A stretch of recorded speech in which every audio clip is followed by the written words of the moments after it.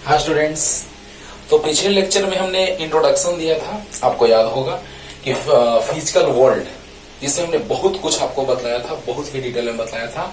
लेकिन मैंने बोला था आप लोगों को कि यहाँ से क्वेश्चंस नहीं आते हैं। हर एक टॉपिक को जब हम अलग अलग चैप्टर वाइज पढ़ेंगे करके उसको, तब वहां से क्वेश्चन जनरेट होता है। लेकिन ये मत सोचना कि फिजिकल वर्ल्ड से क्वेश्चन आ रहा है। तो आइए स्टार्ट करते हैं। उसको ही बहुत सारे बुक्स उसको चैप्टर 1 मान लेते हैं, लेकिन हम इसको चैप्टर 1 मान के चलते हैं।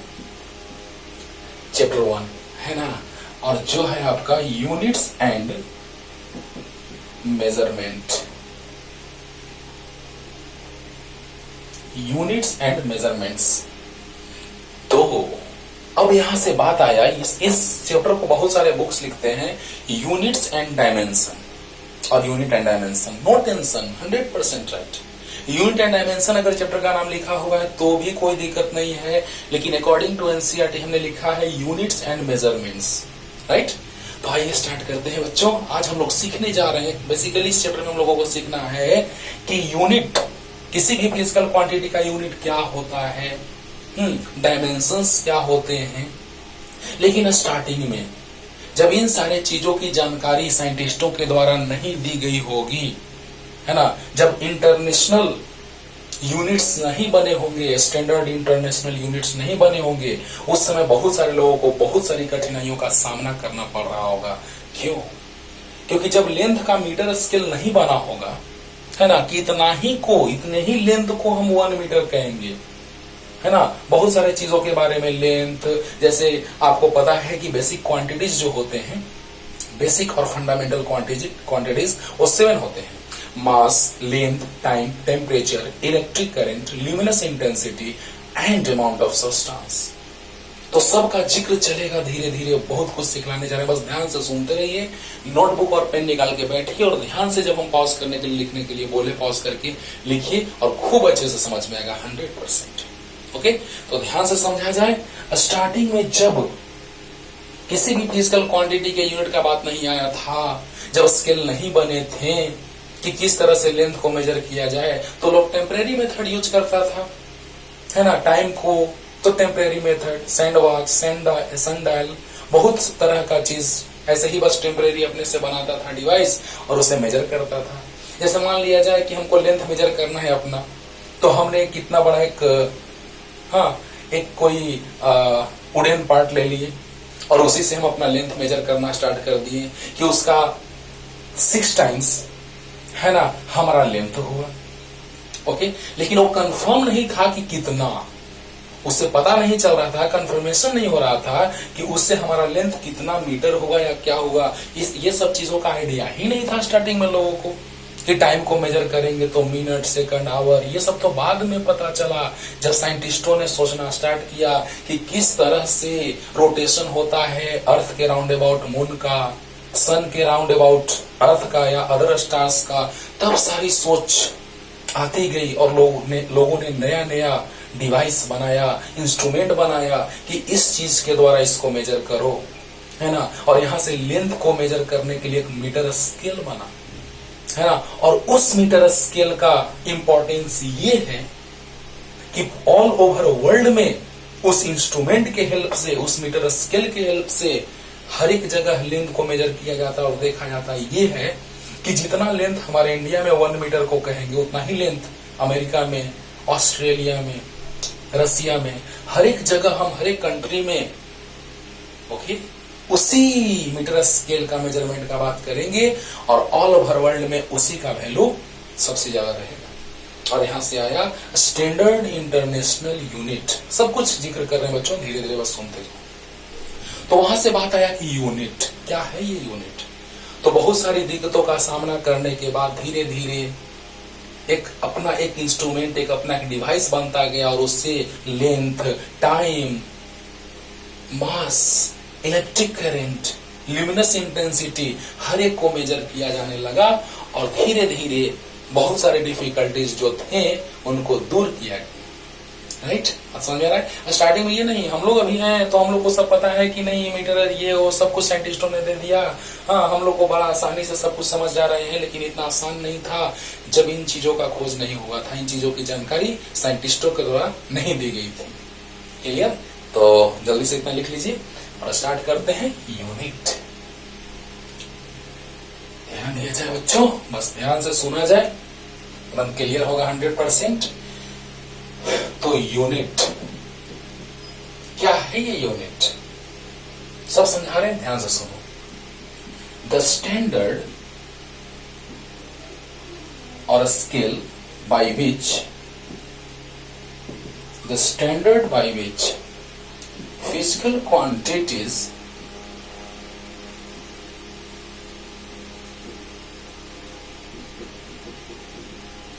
can be measured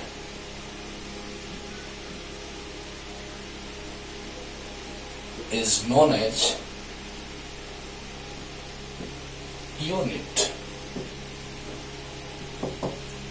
वाह, the standard by which physical quantities can be measured is known as unit. अभी थोड़ा सा और लिख रहे हैं, तब समझाते हैं अच्छे से आपको।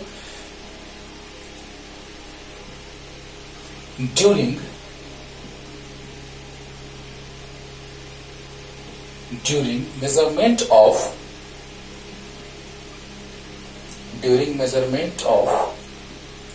any physical quantity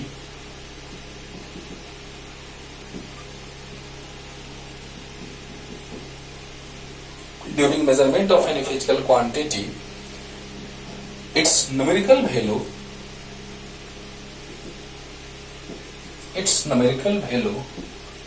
and unit must be required.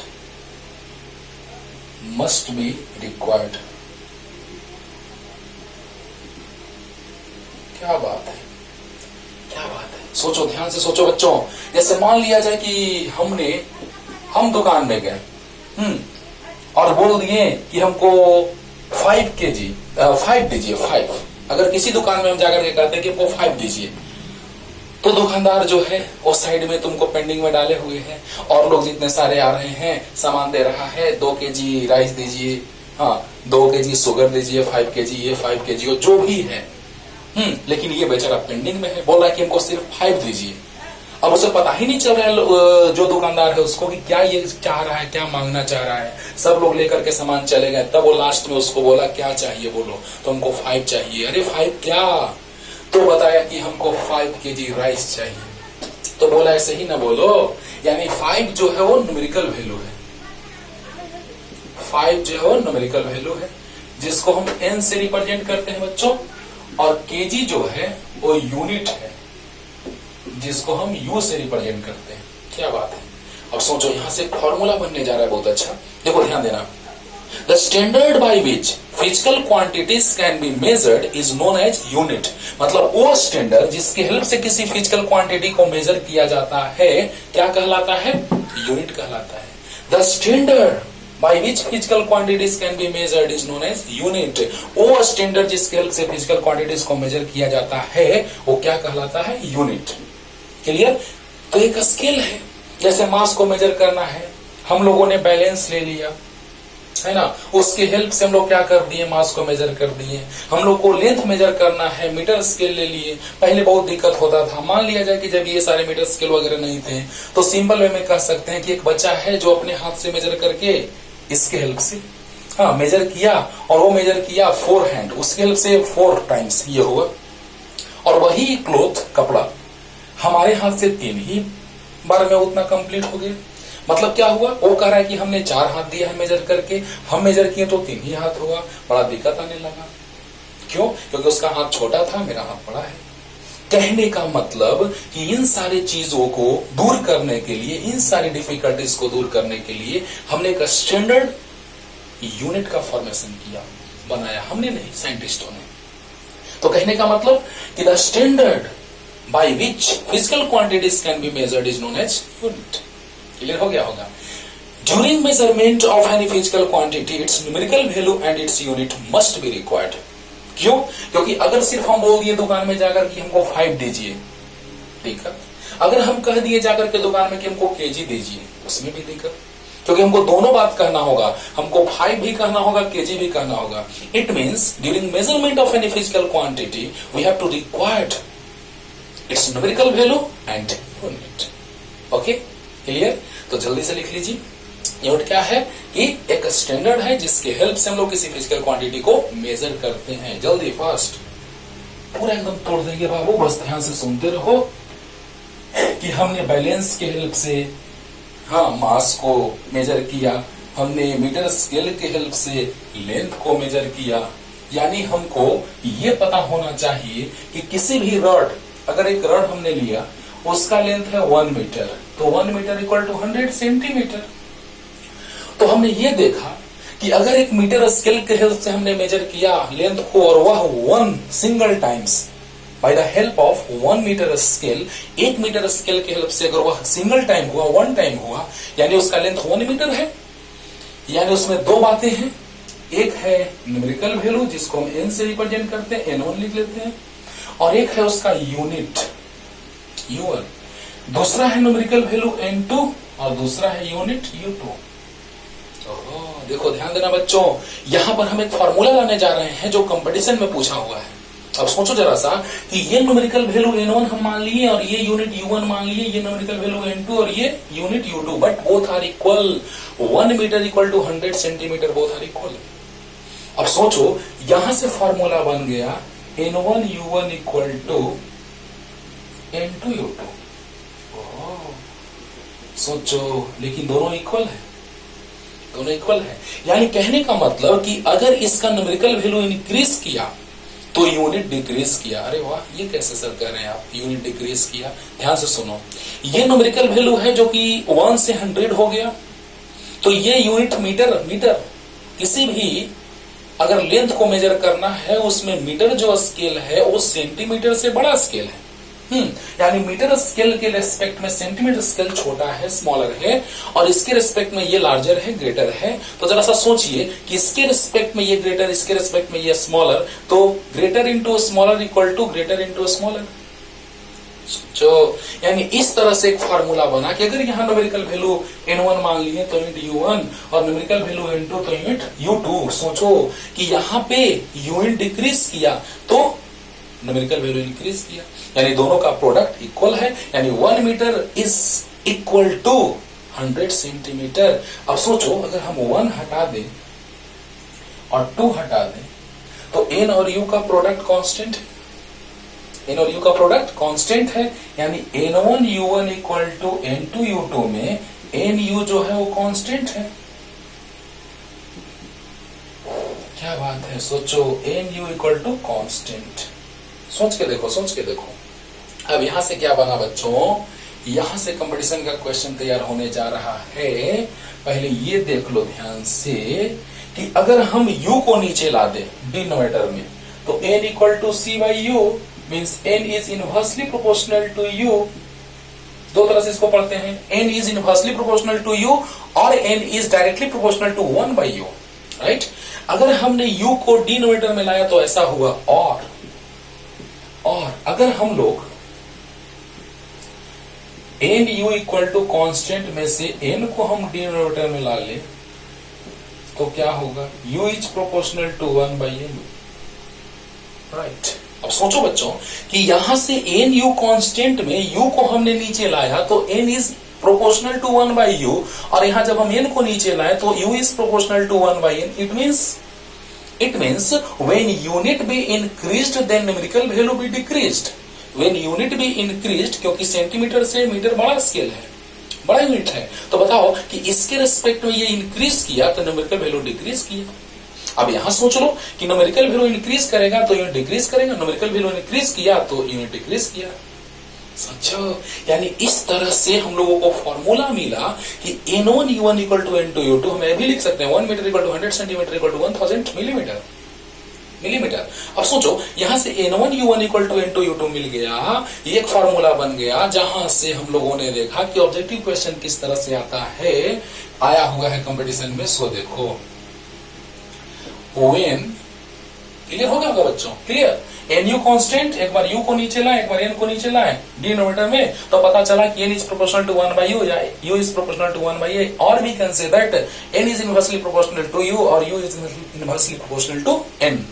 तो व्हेन या ऐसे लिखते हैं कि which of the following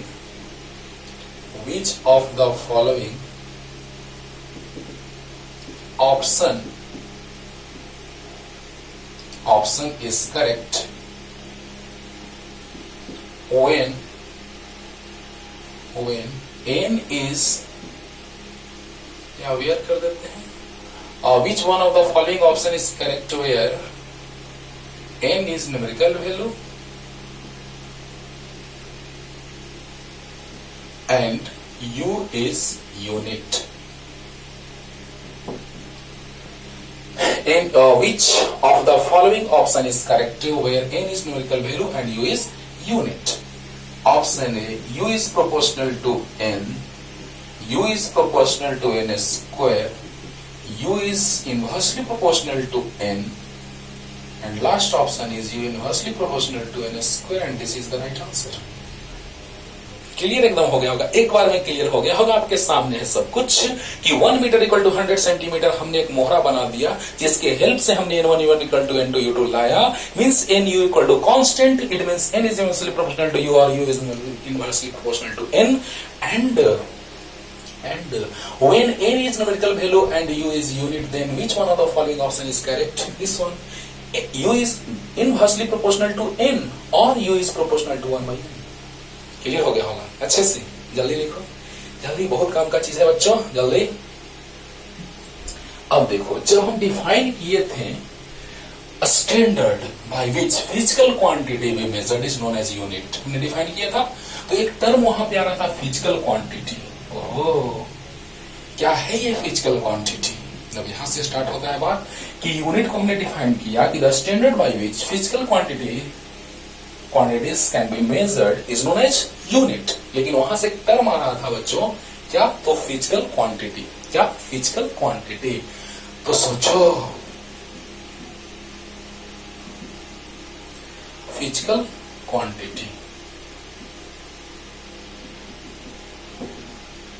दो तरह से इसको डिफाइन करें, बस ध्यान से सुनते रहिएगा।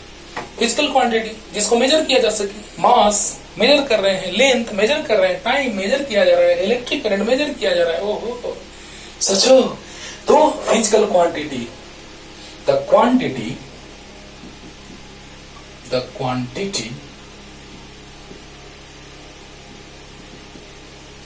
that can be measured, which can be measured, the quantity which can be measured is known as physical quantity। 9th में आप पढ़े हैं, आसान लग रहा होगा आज का लेक्चर, लेकिन बहुत सारे चीज लगातार सुनते रहिए बच्चों, क्योंकि बहुत सारे चीज ऐसे ऐसे हम बताने जा रहे हैं बीच बीच में कि आपको पता नहीं है, इसलिए ध्यान से सुनते रहिए, क्योंकि वहां पे बताएंगे यहाँ पे तो हम बताएंगे कि फिजिकल क्वांटिटी के 2 टाइप होते हैं, फंडामेंटल जिसको हम बेसिक और फंडामेंटल कहते हैं एक को, और एक को कहते हैं डिराइव्ड क्वांटिटी। लेकिन एक और है सप्लीमेंट्री, जिसमें हम एंगल के बारे में कहते हैं कि एंगल कैसे इंट्रेडियन होता है, लेकिन अगर यहाँ से एंगल देखिए आप theta equal to 12 by R से, तो लगेगा कि लेंथ का मीटर रेडियस का मीटर कैंसिल हो गया, तो इसका यूनिट ही नहीं है। हाँ, यानी सप्लीमेंट्री को क्यों अलग कर दिया गया उसका रीजन बताएंगे, मतलब हर एक चीज को एकदम डीप में अच्छे से समझाते हुए बताएंगे, इसलिए ध्यान से बस सुनते रहिए। Physical quantity, the quantity which can be measured is known as physical quantity. एक और डेफिनेशन, लेकिन पहले सुनो ध्यान से। और हम ये भी बोले हैं कि किसी भी फिजिकल क्वांटिटी को मेजर करते हैं उसमें 2 चीजों का रिक्वायरमेंट होता है, मस्ट बी रिक्वायर्ड लिखे हैं। ध्यान देना कि 5 kg हमने बोला था, तो 5 का भी रिक्वायरमेंट है और kg का भी। कहीं जाके बोलोगे हमको kg दीजिए, तो क्या कितना kg? सोचने वाली बात है, बोलना होगा कितना kg। हाँ, तो यूनिट को हमने डिफाइन किया था कि the standard by which physical quantities can be measured, है ना, लेकिन वो स्टैंडर्ड था जिसके हेल्प से हमने फिजिकल क्वांटिटी को मेजर किया था, लेकिन जिसको मेजर ही किया जाए वही फिजिकल क्वांटिटी है। तो the quantity which can be measured is known as physical quantity. और लॉ ऑफ फिजिक्स, ये ज्यादा इंपॉर्टेंट डिफिनेशन है बच्चों। Law of physics can be expressed law of physics can be expressed in that term is known as physical quantity, is known as physical quantity। बहुत सारे इसके examples हैं बच्चों, बहुत सारे मत कहो कितना, लेकिन पहले मतलब समझिए तब एग्जाम्पल्स लिखेंगे हम, है ना। दो और क्वांटिटी पढ़ने को मिलेंगे हमको आगे, जो अगला चैप्टर पढ़ेंगे स्केलर एंड वेक्टर, उसमें दो तरह की और क्वांटिटी पढ़ेंगे हम लोग, scalar quantity and vector quantity. और इसी में से उठ करके आएगा वहां पे स्केलर, कोई स्केलर हो जाएगा तो कोई वेक्टर हो जाएगा। चलो एग्जाम्पल पहले लिख ही लेते हैं। एग्जाम्पल, हाँ, लेंथ, इसमें बेसिक और फंडामेंट, बेसिक और डेराइव दोनों आ जाएंगे, है ना। बेसिक और डेराइव दोनों आ जाएंगे। तो लेंथ लिखो, मास लिखो, वेलोसिटी लिखो, क्योंकि इसमें साथ होता है जो अभी फंडामेंटल में बताएंगे। वेलोसिटी, स्पीड, एक्सेलरेशन, बहुत सारा है बच्चों, लिखते रहोगे लिखाते रहेंगे, थक जाओगे नहीं खत्म होगा। Acceleration, force, work, power, electric field intensity, electric force, magnetic force, etcetera, बहुत सारा टॉर्क, मत कहो, सब धीरे धीरे बताते जाएंगे। लेकिन आपको बतला दें कि यहाँ जो चैप्टर में हम लोग को पढ़ना है, बहुत सारी चीजों का जानकारी प्राप्त करेंगे, लेकिन कुछ सेकंड चैप्टर से, तो कुछ थर्ड चैप्टर से, कुछ फोर्थ चैप्टर से, कुछ मोशन पार्ट से, तो कुछ फोर्स से, हाँ, तो कुछ वर्क पावर एनर्जी से। यानी जितना सारा चैप्टर्स हम लोग पढ़ेंगे 11 से लेकर के 12 तक, उन सभी चैप्टर्स से टर्म आएंगे और उसका हम लोग यूनिट और डायमेंशन जानेंगे। हाँ, तो हर एक चैप्टर को पढ़ाते जाएंगे और वहां पे हर एक फिजिकल क्वांटिटी का यूनिट और डायमेंशन बताते जाएंगे। लेकिन यहां भी लेके चलेंगे, हाँ, बोल देंगे कि बाबू इसका फॉर्मूला ये होता है, वेलोसिटी इक्वल टू क्या होता है, तो डिस्प्लेसमेंट बाय टाइम होता है। 9th में आप पढ़े हुए हैं, बहुत सारा ऐसा फिजिकल क्वांटिटी मिलेगा जो आप 9th में पढ़े हुए हैं, बहुत सारा ऐसा मिलेगा जो आपको नहीं पता है क्योंकि वो आगे पढ़ना है। तो धीरे धीरे अभी तो हम बहुत सारे फिजिकल क्वांटिटी का यूनिट डायमेंशन बताएंगे, लेकिन बहुत सारे ऐसे फिजिकल क्वांटिटीज आएंगे जिनके बारे में आपको पता नहीं रहेगा, तो बोलेंगे हम कि बाबू इसका फॉर्मूला याद रखो, हाँ, और तुरंत उसके हेल्प से आप लोग यूनिट डायमेंशन निकाल लेंगे। क्लियर? लेकिन हर एक फिजिकल क्वांटिटीज का, जैसे ही हम 12th में अभी पढ़ा रहे हैं 12th का, तो जहां भी आ रहा है यूनिट डायमेंशन, हाँ, रेजिस्टेंस का, रेजिस्टिविटी का, कंडक्टेंस का, कंडक्टिविटी का, तो हर एक टर्म का वहां देखना यूनिट और डायमेंशन हम निकाल रहे हैं। कहने का मतलब बच्चों कि जो भी फिजिकल क्वांटिटीज आएंगे आपको उसका डिटेल अच्छे से क्लियर कब होगा, जब आप उस चैप्टर में उस चीज को पढ़ेंगे। क्योंकि जिस चैप्टर में उस कॉन्सेप्ट को आप पढ़ेंगे तो उसके बारे में पूरा डिटेल, जैसे ओम्स लॉ, तो V इक्वल टू IR, तो यहां से रेजिस्टेंस का यूनिट डायमेंशन निकालना बड़ा आसान आपके लिए हो जाएगा, क्योंकि जिस टर्म को आप जानते हैं उसका निकालना बड़ा आसानी से, है ना। आप समझ रहे होंगे हम क्या कहना चाहते हैं कि फिजिकल क्वांटिटीज बहुत सारे का हम यूनिट डायमेंशन निकालेंगे, सोल्व करेंगे, लाएंगे, लेकिन जिस क्वांटिटी के बारे में आपको डिटेल पता है उसका यूनिट डायमेंशन निकालना बड़ा आसान हो जाएगा। मैं यही कहना चाहता हूं, राइट। लेकिन जब हम लोग फिजिकल क्वांटिटी पढ़ रहे हैं, उसी में से दो तरह के और क्वांटिटीज आएंगे, उसी में से उठ करके दो ठो बन जाएगा अलग अलग, जिसमें मैग्नीट्यूड हो, सर्टेन फिक्स डायरेक्शन हो, और जो वेक्टर एडिशन ऑफ ट्रायंगल को फॉलो करता हो वो वेक्टर क्वांटिटी हो जाएगा।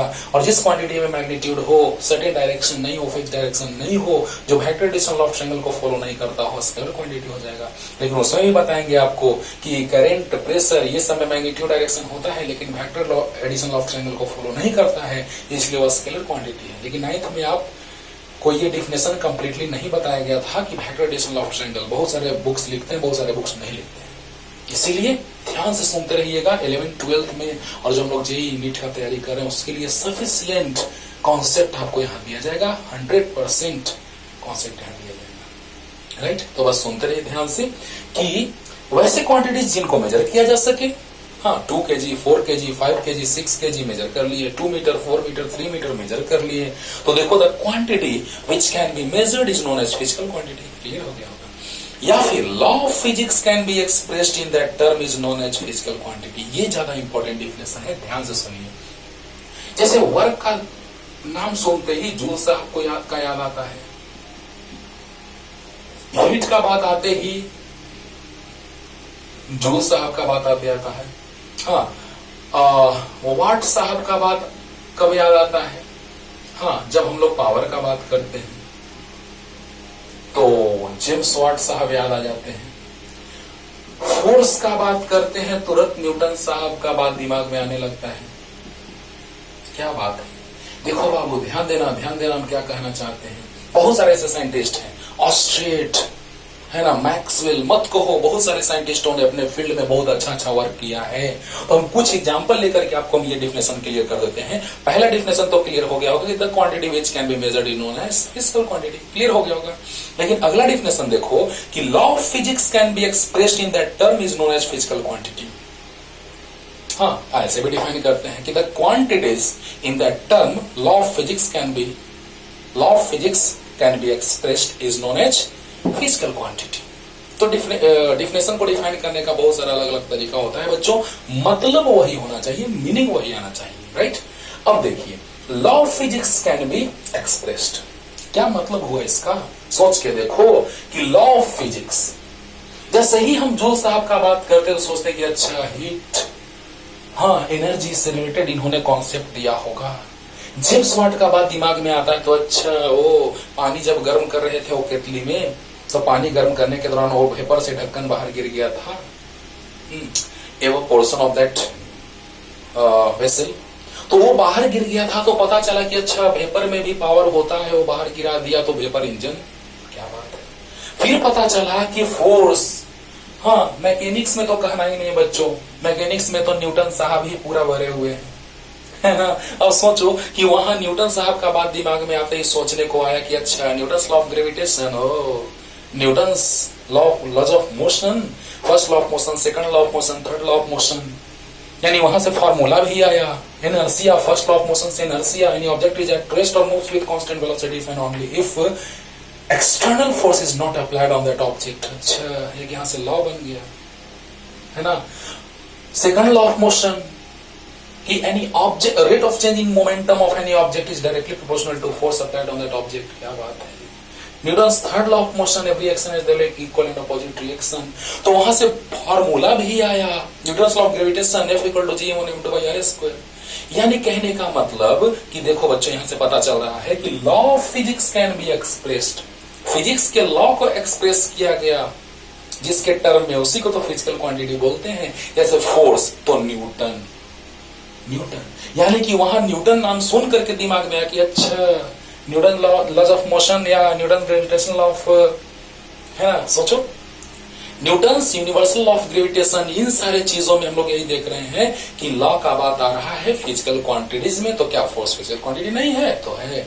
क्या पावर फिजिकल क्वांटिटी नहीं है? तो है। क्या वर्क, एनर्जी, हीट नहीं है? तो है। यानी कहने का मतलब कि the law of physics can be expressed in that term is known as physical quantity. Clear हो गया होगा? हो गया? जल्दी जल्दी लिखो। तो बहुत सारे हैं, लेंथ, मास, वेलोसिटी, कुछ बेसिक क्वांटिटीज हैं तो कुछ डिराइव्ड क्वांटिटीज हैं। क्लियर करते हैं अभी। तो कुछ हमने एग्जांपल ले लिया, जल्दी जल्दी फास्ट। अब देखो बच्चों यहां से मेनली 2 टाइप, ऐसे होता 3 टाइप है, लेकिन सप्लीमेंट्री को हम सेपरेट करके पढ़ाएंगे कि आपको अच्छे से क्लियर हो, नहीं तो बच्चे कंफ्यूजन में रहते हैं कि ये सप्लीमेंट्री क्यों एंगल का हम लोग बात कर रहे हैं। हाँ जबकि एंगल में थीटा = L/r होता है, यूनिट होता ही नहीं है, तो ऐसा रेडियन क्यों होता है, सब कंफ्यूजन खत्म होगा। ओके, तो there are 2 types of physical quantity. Number 1 basic और फंडामेंटल क्वांटिटी। एकदम ये तो सिंपल डेफिनेशन है बच्चों। हाँ बेसिक और fundamental quantity, the physical quantity which is independent of another physical quantities. मतलब सिर्फ और सिर्फ ये अपने आप पर निर्भर करता है, किसी दूसरे पे डिपेंड नहीं करता है। पहले डिफिनेशन लिखते हैं तब समझा रहे हैं।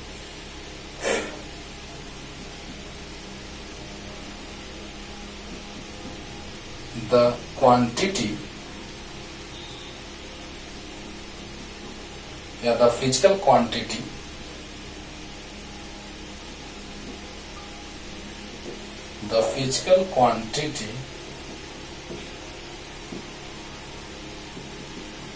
which is independent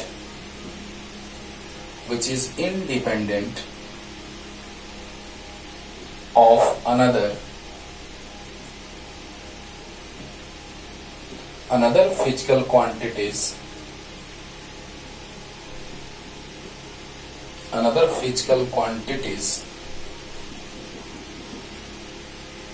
is known as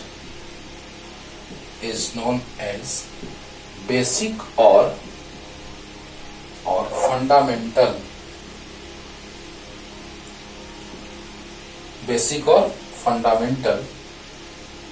fundamental quantity। Example भी लिख लेते हैं तब समझा रहे हैं। एग्जाम्पल में है बाबू, mass, length, time, temperature,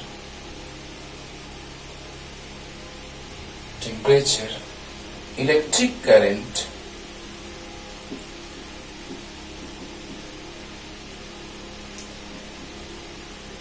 mass, length, time, temperature, electric current, luminous intensity,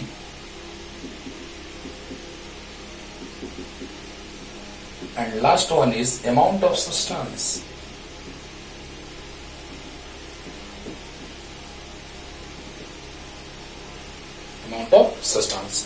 There are 7 basic और fundamental quantities, जिसका डिटेल हम लोग आज लास्ट में जिक्र करेंगे थोड़ा सा उसका, और अगले लेक्चर में सबका डिटेल चलेगा पूरा, ध्यान देना। बेसिक और फंडामेंटल क्वांटिटीज यानी वैसे क्वांटिटीज जो दूसरे क्वांटिटीज पे डिपेंड नहीं करते हैं। शॉर्ट में अगर कहा जाए तो इस मार्कर का लेंथ है जितना भी हो, मान लो 10 सेंटीमीटर है, तो टाइम इंक्रीज कर रहा है क्या? टाइम इंक्रीज करने से इसका लेंथ इंक्रीज डिक्रीज कर रहा है? नहीं।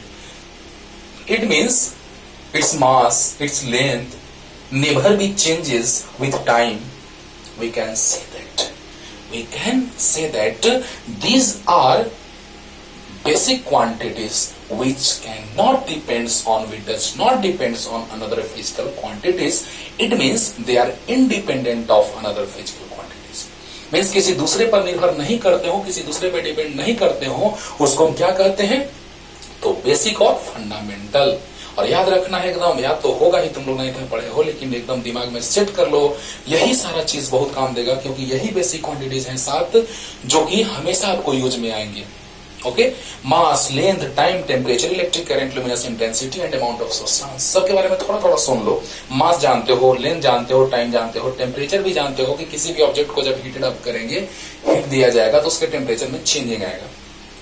इलेक्ट्रिक करंट आप जानते हैं कि बैटरी से कनेक्ट करेंगे, सर्किट में बैटरी को कनेक्ट करेंगे, बल्ब कनेक्ट करेंगे, करंट का फ्लो होना स्टार्ट होगा। ल्यूमिनस इंटेंसिटी टर्म थोड़ा अजीब लग रहा होगा, उसको हम बताएंगे, आगे पढ़ना है हम लोगों को लाइट में, लेकिन अभी थोड़ा सा समझा देते हैं। लाइट का इंटेंसिटी है ना, कभी लाइट का इंटेंसिटी ज्यादा हो जाता है तो कभी कम, कहीं पे लाइट ज्यादा पड़ने लगता है तो कहीं कम, वही इंटेंसिटी है luminous intensity. Amount of substance, जब हम मोल में बात करते हैं किसी भी एटम वगैरह का, जब किसी मॉलिक्यूल का अगर हम बात करते हैं तो मोल का बात करते हैं, वेट बाय मॉलिक्यूलर वेट, तो उस केस में हम लोग अमाउंट ऑफ सब्सटेंस का बात करते हैं। क्लियर? तो यहां पर 7 बेसिक यूनिट्स हैं, क्वांटिटीज हैं, बेसिक क्वांटिटीज। तो ये बेसिक क्वांटिटीज जो है 7, इसको मेजर करने के लिए जिस यूनिट का हम लोग यूज करते हैं, जिसका रिक्वायरमेंट होता है, उसको हम बेसिक यूनिट बोलते हैं। बहुत इंपॉर्टेंट। और जैसे ही हम बेसिक यूनिट और डिराइव्ड यूनिट पढ़ेंगे, उनके कॉम्बिनेशन एक से एक सिस्टम बनेगा, उसी सिस्टम को कहते हैं सिस्टम ऑफ यूनिट्स। राइट? तो ये क्लियर हो गया होगा कि वैसे क्वांटिटी जो इंडिपेंडेंट हो, किसी पे डिपेंड ना करते हो, बेसिक क्वांटिटी 7 है, याद कर लेना एकदम जल्दी। The physical quantity which is independent of other physical quantity is known as basic or fundamental quantity। अब देखिए नेक्स्ट हम लोग बात करने जा रहे हैं बच्चों derived quantity. The quantity which depends on basic quantities. अरे वाह, ये कैसे, ये बताएंगे। तो next, derived quantity, derived quantity, the physical quantity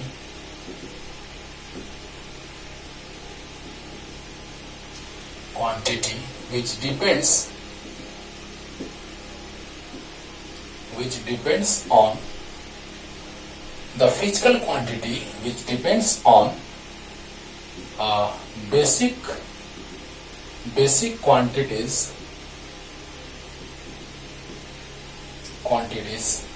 is known as derived quantity।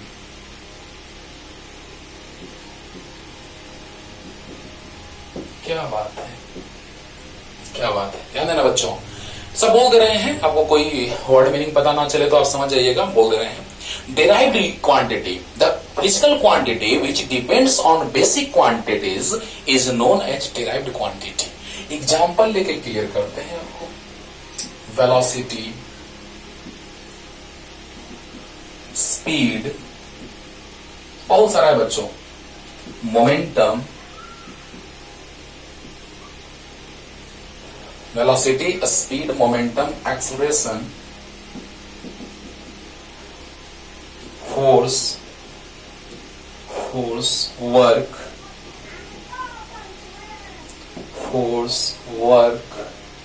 Power, energy, volume, area, density, मत कहो बहुत सारा, डेंसिटी, etc, बहुत सारा है, मत कहो, गिनते रहोगे, गिनाएगा नहीं, है ना। तो देखा जाए, the physical quantity which depends on basic quantities is known as derived quantity. ये कैसे पता चला? तो चलिए एक हम एग्जांपल ले लेते हैं। वेलोसिटी इक्वल टू क्या होता है?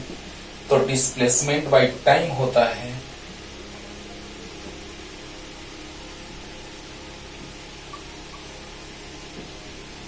Displacement by time. तो displacement is a type of length, और लेंथ जो है वो कौन सा क्वांटिटी है? तो बेसिक क्वांटिटी है। ओके, शॉर्ट में क्वांटिटी चलो लिख ही देते हैं। बेसिक क्वांटिटी, ये भी बेसिक क्वांटिटी है, शॉर्ट में से लिख दिया। अब सोचिए बच्चों, ये है आपका कौन सा क्वांटिटी? तो डिराइव्ड क्वांटिटी।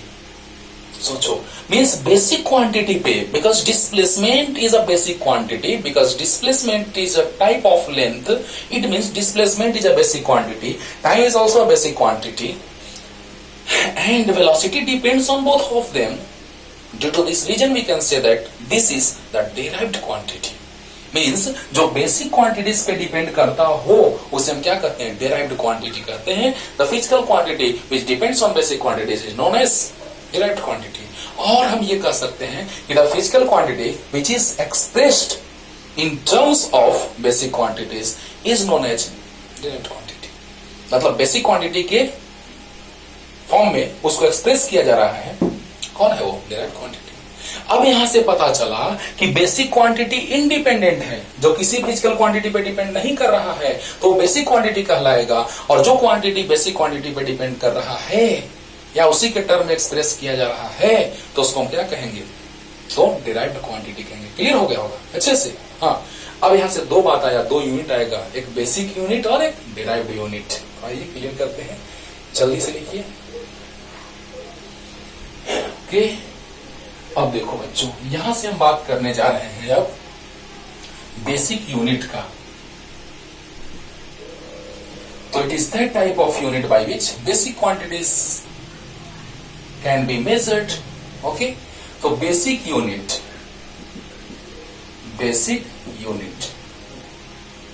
तो बेसिक क्वांटिटीज को मेजर करने वाले यूनिट को बेसिक यूनिट कहेंगे, और डिराइव्ड क्वांटिटीज को मेजर करने वाले यूनिट को डिराइव्ड यूनिट कहेंगे। तो the unit by which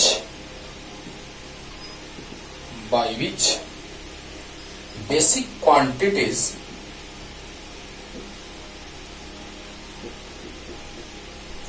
basic quantities can be measured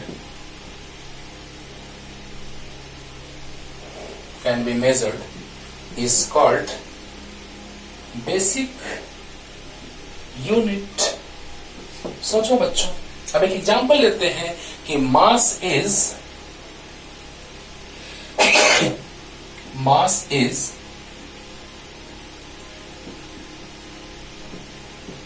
the basic quantity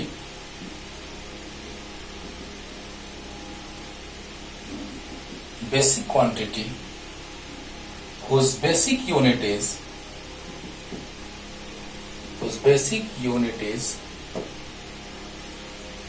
kilogram, KG. Kilogram को केजी से रिप्रेजेंट करते हैं. हो गया, क्लियर हो गया होगा. बेसिक क्वांटिटी 7 है. मास, तो मास का बेसिक यूनिट हो जाएगा. क्वांटिटीज इधर बोल रहे हैं हम और यूनिट इधर बोल रहे हैं.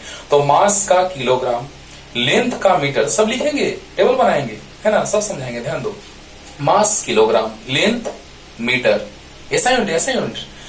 Time second, electric current ampere, temperature kelvin, है ना, ल्यूमिनस इंटेंसिटी कैंडेला और अमाउंट ऑफ सब्सटेंस मोल.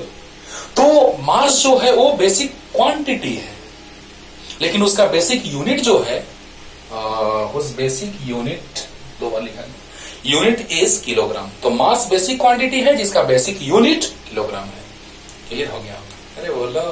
तो the unit by which basic quantities can be measured is known as basic unit. तो बेसिक क्वांटिटी को मेजर करने वाले यूनिट को basic unit कहेंगे. तो मास है बेसिक क्वांटिटी जिसका बेसिक यूनिट किलोग्राम होगा. क्लियर? अब देखो, यहीं से तुरंत क्लियर कर लेते हैं, जल्दी लिखो. अगला definition, derived unit. Derived unit, अरे वाह.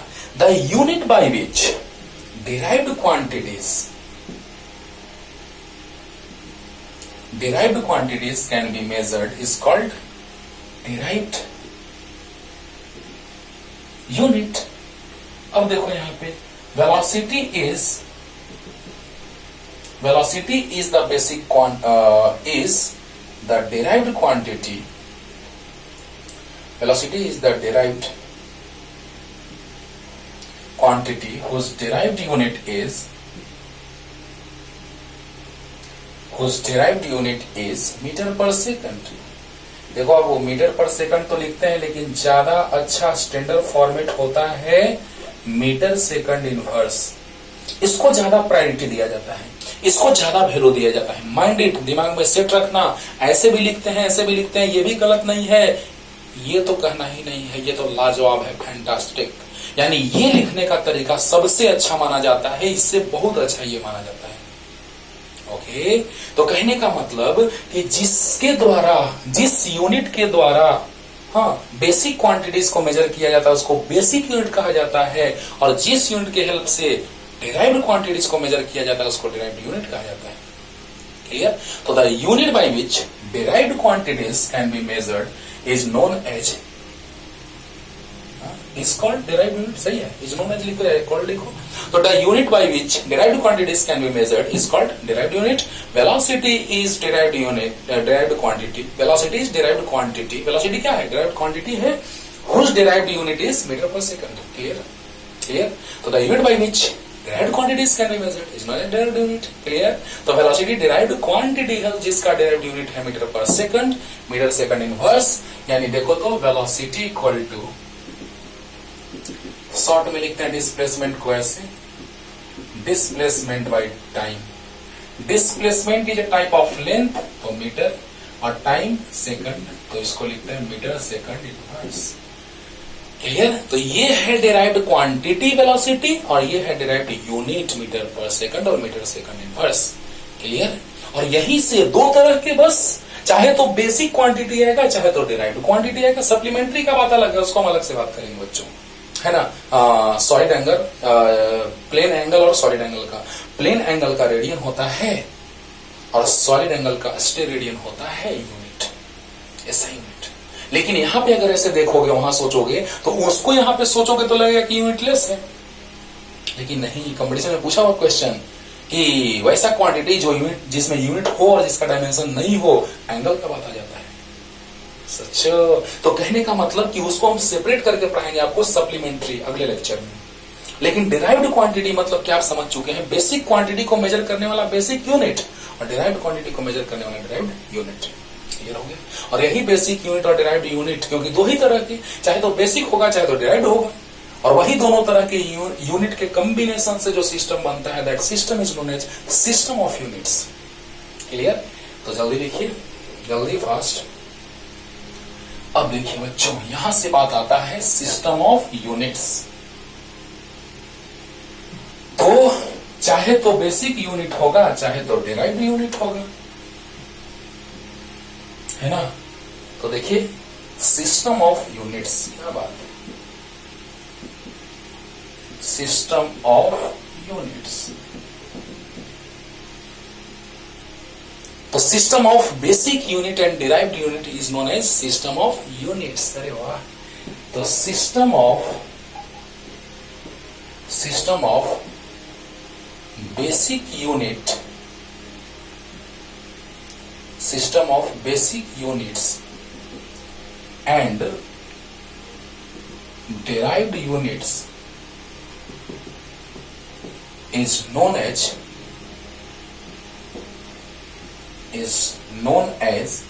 system of units।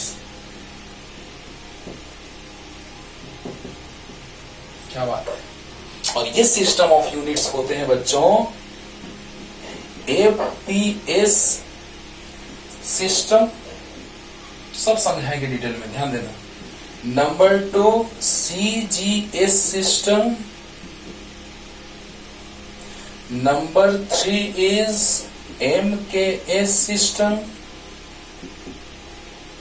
और number 4 is much important MPBI is standard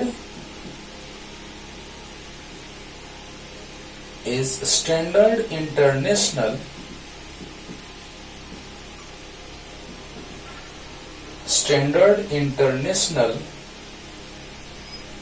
बहुत सारे बुक इस स्टाइल में लिखते हैं, स्टैंडर्ड इंटरनेशनल यूनिट्स, इस तरह से कुछ लिखा रहता है ना, जिसको हम शॉर्ट में कहते हैं एसआई यूनिट, और इसको शॉर्ट में कहा जाता है SI unit, standard international units, जिसको शॉर्ट में कहते हैं एसआई यूनिट। अब ध्यान से सुनो, ये बात हमको क्यों पढ़ना है, इसका डिटेल तो अगले लेक्चर में चलेगा, क्योंकि लेक्चर बड़ा हो जाता है, बगबगाने लगते हैं। हाँ, इसीलिए अगले लेक्चर में और बहुत सारे यूनिट्स का बात करेंगे, किस तरह से यूनिट हम लोग निकालते हैं, बड़ा आसान लगेगा, बस ध्यान से पढ़ते रहो। यहां तक बेसिक आज फर्स्ट लेक्चर था, क्योंकि वो बेसिक लेक्चर अलग था, लेकिन इस चैप्टर का फर्स्ट लेक्चर ये है। तो ध्यान से सुनो बच्चों, सिस्टम ऑफ यूनिट्स कोई कंट्री मान रहा है, क्योंकि इसको ब्रिटिश सिस्टम ही बोलते हैं, ब्रिटिश सिस्टम ज्यादा फेमस है, ये एफपीएस को ब्रिटिश सिस्टम भी बोलते हैं। तो ध्यान देना बच्चों, ये एफपीएस जो है, जिसमें फुट, लेंथ को फुट में, लेंथ या डिस्टेंस को फीट में या फुट कहो, मास को पाउंड में, और टाइम को सेकंड में मेजर करते हैं। हाँ, सबका डिटेल अगले लेक्चर में, लेकिन आज सुन लो पहले बेसिक बात कि फुट 1 इंच इक्वल टू होता है 2.54 सेंटीमीटर, और 1 फुट इक्वल टू होता है 12 इंच। और इस तरह से आप निकाल सकते हैं कि कैसे कन्वर्ट किया जाएगा, सब कुछ अगले लेक्चर में बताएंगे। हाँ, कि आपका लेंथ अगर 6 फीट, मेरा लेंथ है 6 फीट 1 इंच, तो हम कितना सेंटीमीटर है, कितना मीटर है, वो कन्वर्जन आपको अगले लेक्चर में चलेगा। लेकिन पहले इसका बेसिक कॉन्सेप्ट समझिए ध्यान से कि एफपीएस सिस्टम, जिसमें लेंथ को फुट में, मास को पाउंड में, 1 पाउंड इक्वल टू होता है 0.453 किलोग्राम, अप्रोक्स हाफ केजी। तो पाउंड, जैसे केक को मेजर करने का बात करो, तो केक जब हम लेने जाएंगे, स्टाइल में गए, गूगल्स लगा लिए, हाँ, और स्टाइल मार रहे हैं, हमको 2 केजी केक दीजिए, पागल कहेगा लोग। आज से दिमाग में सेट कर लेना कि मास को जब हम बात करते हैं तो पाउंड में हर एक चीज को नहीं, कोई सर्टेन चीज, जैसे केक लेने गए तो पाउंड में, राइट। तो अब सोचिए बच्चों कि जैसे ही आप लेंथ का बात करेंगे तो फीट में, मास को पाउंड में, टाइम को सेकंड तो कॉमन है सब में, सेकंड के लिए टेंशन नहीं लेना है। मास को पाउंड में, लेंथ को फीट में मेजर करते हैं, टाइम को सेकंड में, तो वो कहलाता है FPS system, foot pound second system. यह है सेंटीमीटर ग्राम सेकंड सिस्टम। नहीं तो आप पढ़े हैं, लेकिन फिर भी ध्यान से इसमें कुछ एक्स्ट्रा चीज बताएंगे आपको। MKS सिस्टम मीन्स मास को, लेंथ को मीटर में, मास को किलोग्राम में, टाइम को सेकंड में। इसमें लेंथ को सेंटीमीटर में, मास को ग्राम में और टाइम को सेकंड में। लेकिन होने क्या लगा दिक्कत कि इन सारी चीजों से परेशानियां ये होने लगी कि अलग अलग कंट्री के लोग अलग अलग यूनिट यूज कर रहे हैं। कोई कंट्री में यूज किया जा रहा है पाउंड, तो किसी कंट्री में सेंटीमीटर, तो किसी कंट्री में मीटर। बहुत सारे डिफिकल्टीज क्रिएट होने लगे। उन सारी डिफिकल्टीज को क्रिएट करने के लिए, इस सारी डिफिकल्टीज को दूर करने के लिए क्या किया गया, तो स्टैंडर्ड इंटरनेशनल यूनिट बनाया गया, जो हर एक कंट्री के साइंटिस्ट लोग जो थे, हाँ, वो वेट और मेजरमेंट का एक ऐसा सिस्टम बनाए कि नहीं, हर एक कंट्री में लेंथ का जो एसेंट होगा वो मीटर ही होगा, जो उससे मैच करता है। बच्चों वो 7 है, लेकिन ये 3 है, मीटर, किलोग्राम, सेकंड। जो उसके 3 से मैच करता है वो 7 है। लेंथ तो मीटर, मास तो किलोग्राम, टाइम तो सेकंड, टेम्परेचर तो kelvin, electric current ampere, luminous intensity candela and amount of substance mole, जिसको MOLE होता है इंग्लिश, लेकिन शॉर्ट में उसको लिखते हैं MOL। हाँ, जो अगले लेक्चर में चलेगा। तो ध्यान से सुनिए बच्चों, ये अलग अलग कंट्रीज के लोग अलग अलग सोचते थे कि नहीं, हम लेंथ को फीट में मेजर करेंगे। कोई कहते थे कि लेंथ को सेंटीमीटर, जैसे नहीं, कॉमन एक चीज बन गया है ना, पैटर्न देख रहे हो कि हम लोग लेंथ का बात करते हैं कितना फीट हो, किसी चीज के मेजरमेंट का बात करते हैं तो कितना मीटर है, हाँ, किसी चीज का बात करते हैं कितना किलोमीटर है, बारे बार अलग अलग। लेकिन पूरे ऑल ओवर वर्ल्ड में जब ये बात आया, 1960 में 6 ऐसा यूनिट का बात किया गया था, और 1970 में 7th जो मोल था, अमाउंट ऑफ सब्सटेंस मोल, 1970 में आया। क्यों आया वो भी सुन लो, कि मोल लग रहा था कि मास ही है। हाँ, जब हम किसी भी एटम मॉलिक्यूल का बात करते हैं तो उसमें मास का बात करते हैं, तो मास का बात करते तो लगता था कि मास यानी किलोग्राम रहा होगा, लेकिन नहीं, उसके लिए एक अलग सेपरेट एक कॉन्सेप्ट बना, जो अमाउंट ऑफ सब्सटेंस का बात आया, जो 1970 में उसका बात किया गया। 1970, राइट। तो 1970 में आया मोल का बात, और 6 यूनिट का बात आ गया था कब, तो 1960 में। और 2 सप्लीमेंट्री यूनिट्स जो थे, क्या, plane angle and solid angle, right. बार बार बोल रहे हैं कि आज बेसिक कॉन्सेप्ट पहले सुनो, और अगले लेक्चर में इसका पूरा डिटेल चलेगा, यूनिट चलेगा एक से फिजिकल क्वांटिटीज का। लेकिन आज सुनो ध्यान से कि FPS मतलब फुट पाउंड सेकंड, CGS मतलब सेंटीमीटर ग्राम सेकंड, MKS मतलब मीटर किलोग्राम सेकंड। ये सिस्टम्स थे, लेकिन इसके रेस्पेक्ट में ये सबसे काबिल हो गया, जो है क्या, SI unit, standard international unit short में कहते हैं इसको, ओके। जिसमें अलग अलग कंट्रीज में बहुत सारे डिफिकल्टीज क्रिएट होते थे। लेकिन अब यहां से बात आया कि नहीं, लेंथ को मेजर करने के लिए हर एक कंट्री में, चाहे कोई भी कंट्री हो, वहां लेंथ के लिए ऐसा यूनिट यूज में आएगा तो मीटर ही आएगा, मास के लिए ऐसा यूनिट आएगा यूज में तो किलोग्राम ही आएगा। इस तरह से स्टैंडर्ड इंटरनेशनल यूनिट का वैल्यू बहुत ज्यादा बढ़ गया, ओके। तो अगले लेक्चर में लेकर के आते हैं, सबको डिटेल में बताने जा रहे हैं, अच्छे से पढ़ते रहिए।